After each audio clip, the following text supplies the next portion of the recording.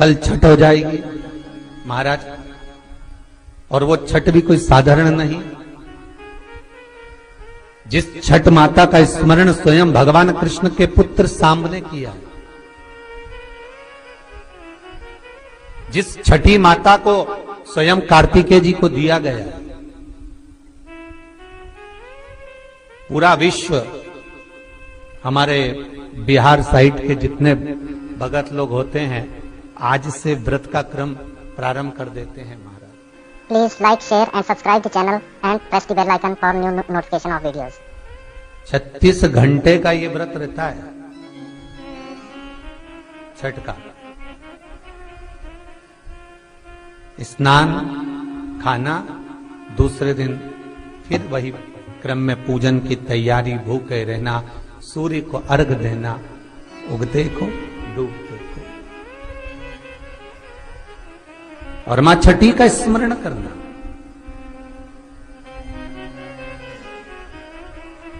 और ये कोई साधारण सा महीना नहीं है कार्तिक का महीना। जिस कार्तिक के महीने में माता लक्ष्मी का हम स्मरण कर रहे हैं, कार्तिक के महीने में गणेश का स्मरण कर रहे हैं, माता सरस्वती का स्मरण कर रहे हैं, भगवान शिव का स्मरण कर रहे हैं, ये वही कार्तिक का महीना है जिसमें भगवान शंकर और भगवान कृष्ण का, भगवान नारायण का मिलन हुआ था। अभी जो कार्तिक पूर्णिमा आएगी उसके एक दिन तेरे हरिहर मिलन आता, वैकुंठ चतुर्दशी। जिस दिन भगवान कृष्ण को, नारायण को, ठाकुर को बेलपत्र चढ़ती है, और भगवान भोले बाबा को, भगवान शिव को तुलसी का दल चढ़ता है। दोनों का मिलन हुआ था, हरिहर मिलन, वैकुंठ चतुर्दशी। और हमारे शिव महापुराण में इसका बड़ा महत्व है, क्योंकि संपूर्ण समय में, पूरे वर्ष भर में केवल एक दिन ऐसा होता है जिस दिन भगवान शंकर पर तुलसी का दल चढ़ता है, और संपूर्ण समय में एक दिन ऐसा होता है जब ठाकुर जी पर बेलपत्र समर्पित होती है।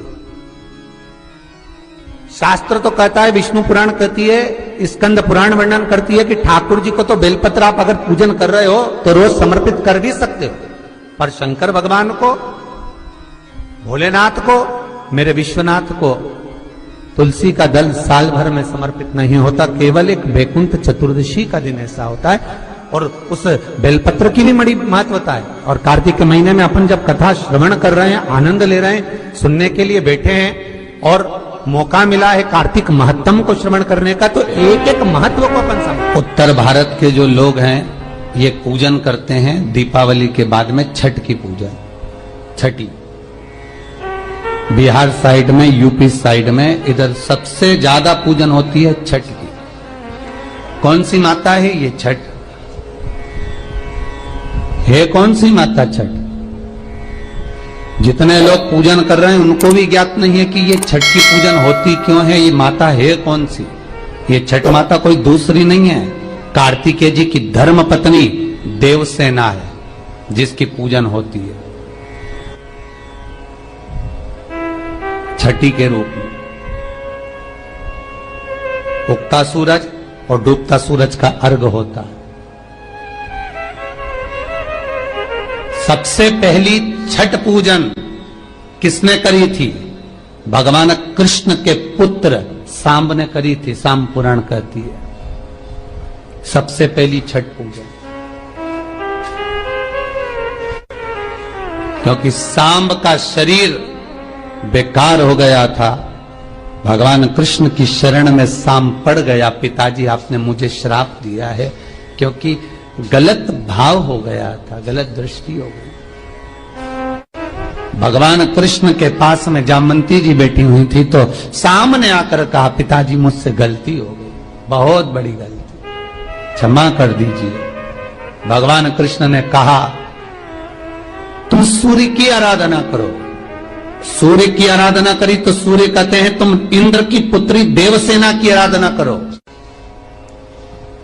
और कार्तिकेय जी महाराज की धर्म पत्नी देवसेना की जब आराधना सांब ने करना प्रारंभ करी, सूर्य को उगते को और डूबते को जब नमन करना प्रारंभ करा, अर्घ देना प्रारंभ करा, जल में खड़े होकर शाम तप साधना में डूबा रहता, सूर्य का स्मरण करता, देवसेना का स्मरण करता, तो देवसेना वहां प्रकट हुई। देवसेना ने कहा मैं भगवान की छठी कला हूं, मैं भगवान देवताओं की छठी कला हूं, इसलिए जगत में मैं छठी के नाम से पूजी जाऊंगी। और सुन ए शाम, तूने मेरी आराधना करी है, मृत्यु लोक में जो मेरी आराधना करेगा वो जगत का सारा सुख भोगेगा, और तू भी चिंता मत करना, तू भी सर्व सुख भोगेगा। अब देखिएगा महाराज, शिव महापुराण की कथा कितना सुंदर वर्णन कर रही है कि एक लोटा पानी का फल क्या है। माताओं जरा आप ध्यान दीजिएगा।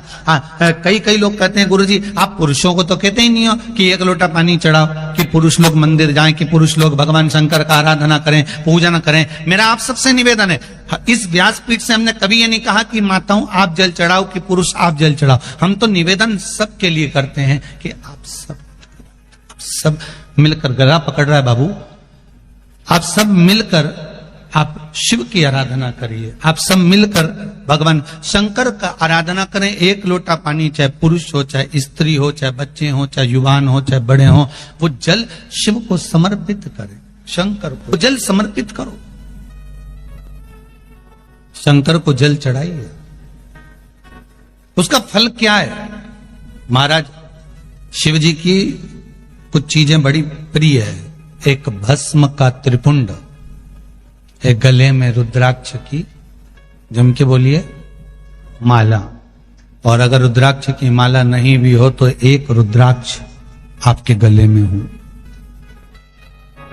मस्तक पर त्रिपुंड हो, गले में रुद्राक्ष हो, और मुख पर या तो पंचाक्षर मंत्र नमः शिवाय ओम, या ओम नमः शिवाय, या श्री शिवाय नमस्तुभ्यम।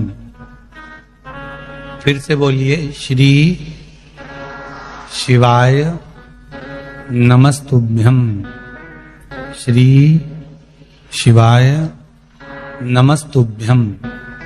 पंचाक्षर मंत्र या शिव महापुराण का मूल मंत्र, आप उसका कितनी विशेष महत्वता है इन मंत्रों की, आप लोगों के पत्र में वर्णन किया है आप लोगों ने, बड़ा सुंदर।